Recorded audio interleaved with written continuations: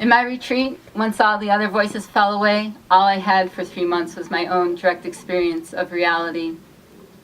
By mid-February, I was forced to confront my mortality and fight for my life. The realization that my empathy for Earth and the destruction she's enduring and the fight I was in to save her had the potential to kill me was a catalyst to wake me up from the nightmare. I broke my silence out in the wild only to scream to release the pain I'd been manifesting in my body.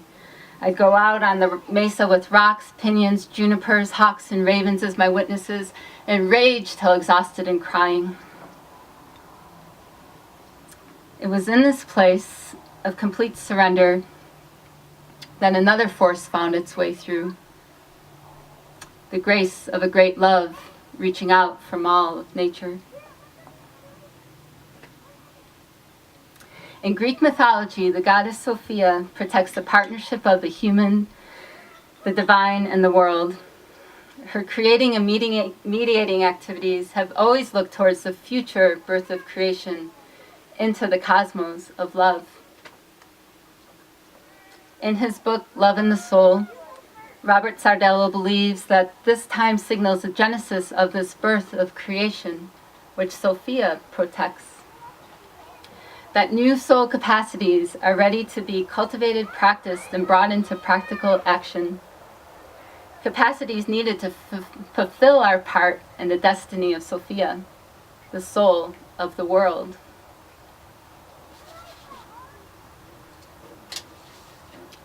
Sophia differs from any other goddess image in that she is a spiritual outpouring that is from the future, not the past. She is a becoming, not a has-been, and recognizes that imagination not only comes from inside us, but also from outside of us, from the place of mystery.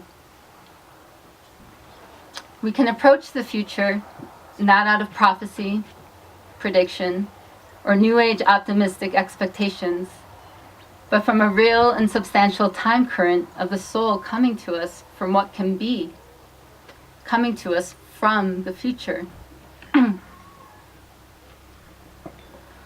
In recognizing the archetypal energy of Sophia, I felt validated in my experience of sensing the creative energy which the future draws forth. In this is a great love, a love for creating ongoing life and beauty, an energy that can meet the forces of destruction.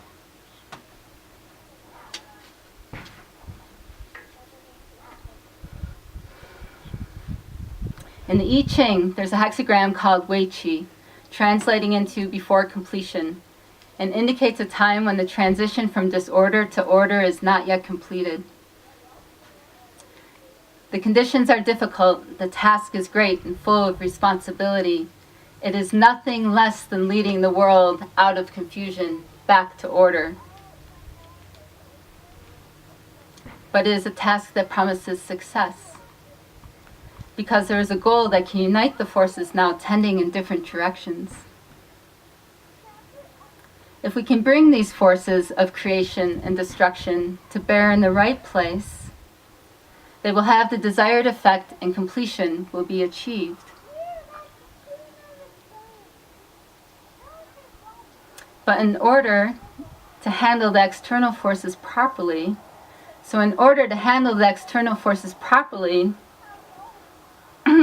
we must above all arrive at the correct standpoint for ourselves. For only from this vantage point can we work correctly.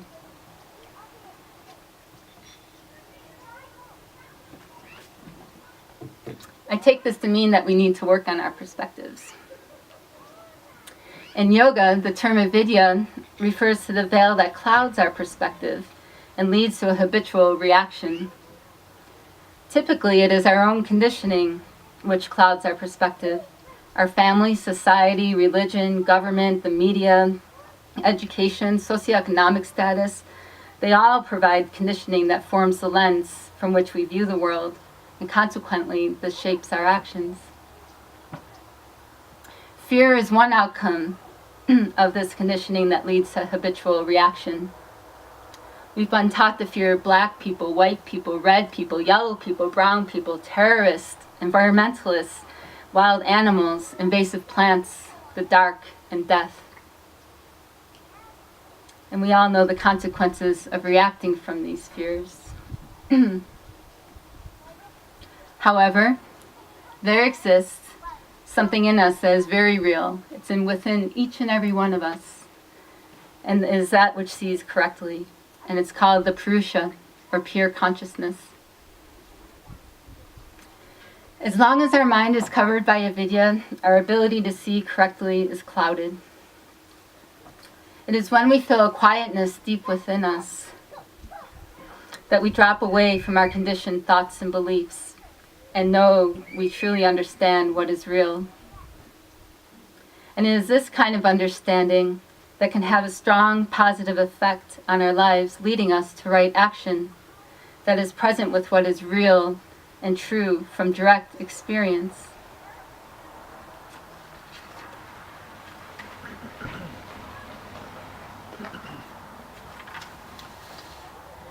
An example in the plant world of how this can play out is how one person's noxious weed is another person's medicine. If our perspective of dandelion has been conditioned by advertisers for weed spray that convince us that dandelions are going to ruin our standing in the neighborhood, if not our lives, we're going to kill this plant by any means necessary. But if we're in relationship with dandelion, we experience her emergence in spring as an act of love, as she offers her healing after a winter of heavy foods and sluggishness. Here she is, abundant and flowering, offering her medicine to cleanse and detox our livers, even dispelling the anger which is associated with blockages in this organ. Then we turn towards dandelion as an ally.